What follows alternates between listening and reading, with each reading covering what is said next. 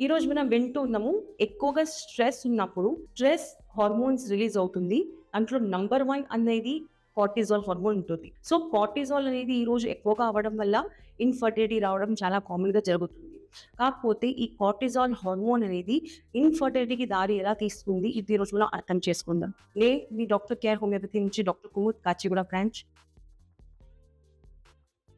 నార్మల్‌గా స్ట్రెస్ ఎక్కువగా ఉన్నప్పుడు మన బాడీలో, మన బ్రెయిన్‌లో సింప్టమ్స్ అనేది ఎక్కువగా అవుతుంది కార్టిజాల్ హార్మోన్ ద్వారా. ఈ కార్టిజాల్ హార్మోన్ అనేది మనం ఎర్లీ మార్నింగ్ ఎప్పుడైతే లేస్తామో మార్నింగ్ 4 నుంచి మార్నింగ్ 8 వరకు ఇది హైయెస్ట్‌గా ఉంటుంది. కొన్ని కేసెస్‌లో ఈ కార్టిజాల్ హార్మోన్ అనేది ల్యాబ్‌లో టెస్ట్ చేసినప్పుడు నార్మల్ లెవెల్స్‌లో ఉందని చెప్తూ ఉంటాం.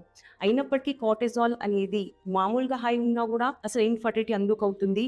సో, దీనికి దారి ఏంటి? ఇది ఎగ్జాక్ట్‌గా అండ్ ఇన్‌ఫర్టిలిటీకి కార్టిజాల్ ఎలా అనేది రెస్పాన్సిబుల్ ఉన్నది మనం అర్థం చేసుకుందాం. ఎప్పుడైతే మన బాడీలో, మన బ్రెయిన్‌లో స్ట్రెస్ ఎక్కువగా ఉంటుంది. స్ట్రెస్ అనేది మెంటల్ అండ్ ఫిజికల్, మానసిక అండ్ శారీరక 2 కావచ్చు. కాకపోతే ఈ స్ట్రెస్ ఎక్కువగా ఉన్నప్పుడు కార్టిజాల్ రిలీజ్ అనేది అవుతుంది మన బ్రెయిన్‌లో. అది చాలా కామన్. బట్ ఇన్‌ఫర్టిలిటీకి కార్టిజాల్ అయితే ఎలా దారి తీస్తుందంటే నార్మల్‌గా ఎప్పుడైతే మన స్ట్రెస్ హార్మోన్స్ ఎక్కువగా ఉంటుందో ఎగ్ రిలీజ్ ప్రాసెస్ అనేది స్లో అయిపోతుంది.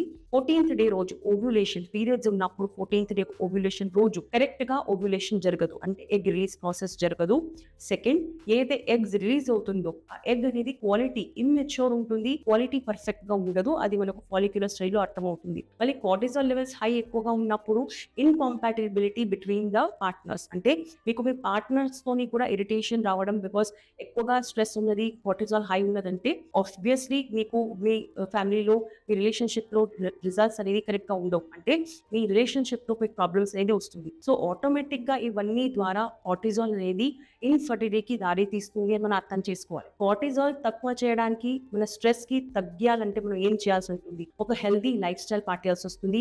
బ్యాలెన్స్డ్ డైట్ చేయాలి. ఈ రోజు ఒక లైవ్ కేస్ అనేది చెప్పాలంటే, ఈ రోజు చిన్న పిల్లల్లో పీసీఓడి వచ్చినప్పుడు వాళ్ళు యూట్యూబ్ అండ్ మన ఇంటర్నెట్ చూసి ఎక్కువగా డైటింగ్ అనేది చేస్తున్నారు. డైట్ చేస్తున్నారు. కాకపోతే కొన్నిసార్లు అది అబ్నార్మల్ ఉంటుంది. ఒక చిన్న ఏజ్ లో సపోజ్ మీకు 18 ఇయర్స్ కి పీసీఓడి తెలిసింది.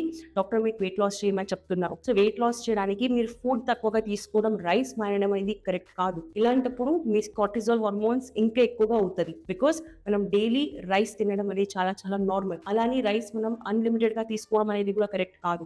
కాకపోతే చెప్పాలంటే ఒక బ్యాలెన్స్ డైట్ అనేది చాలా చాలా ఇంపార్టెంట్. బ్యాలెన్స్ డైట్ ఉన్నప్పుడు మన కార్టిజాల్ స్ట్రెస్ లెవెల్స్ అని ఏదైతే ఉంటుందో అది తగ్గుతుంది.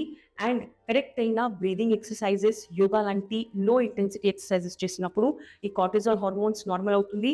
మెగ్నీషియం అనేది మీరు మీ ఫుడ్‌లో ఇంప్రూవ్ చేయండి. మైక్రో న్యూట్రిషన్ ఇంప్రూవ్ అయినప్పుడు స్పెషల్లీ మెగ్నీషియం లాంటి పదార్థాలు తీసుకుంటే డెఫినిట్‌గా కార్టిజాల్ అనేది తగ్గుతుంది. ఇన్‌ఫర్టిలిటీ అనేది నార్మల్‌గా మీకు రాకుండా అనేది ఉంటుంది. ఇలాంటి ప్రాబ్లమ్స్ మీకు ఉన్నాయంటే వెంటనే కన్సల్ట్ అవ్వండి. మీరు doctor care homeopathy Kacheguda branch. Thank you. నేను డాక్టర్ కుముద్.